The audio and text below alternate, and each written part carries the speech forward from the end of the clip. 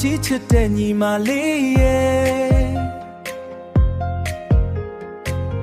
နူးနူးနဲနဲအရွယ်ကလေးဝဲလှသွေးဝင်ကျွဲ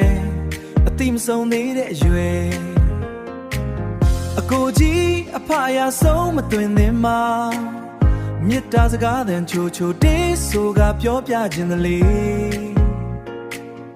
နားထောင်ပေးပါညီမလေးရဲ့ညီမလေးရဲ့ကိုကြီးချစ်တဲ့ညီမလေးရဲ့နူးနူးနဲနဲအရွယ်ကလေးဝဲလှသွေးဝင်ကျွဲအတိမဆုံးသေးတဲ့အရွယ်အကိုကြီးအဖအရာဆုံးမတွင်သင်မှာမေတ္တာစကားသံချိုချိုတေးဆိုကပြောပြခြင်းသလေးနားထောင်ပေးပါညီမလေးရဲ့ကိုကြီးညီမငယ်လှတိုင်းတင်တဲ့အရွယ်လောကရန်မုံနိုင်ကြနဲ့မူသားမာယာကျွဲစိမ့်လွယ်ညွတ်လွယ်ယောက်ျားမာယာတော်မကစားနဲ့ကွယ်လူဆိုတာကိုရီမှန်းချက်ကိုဘဝပါကွယ်အနာဂတ်ကိုစင်ကျင်တွေးတော့ရှောင်းလန်းမှာကွယ်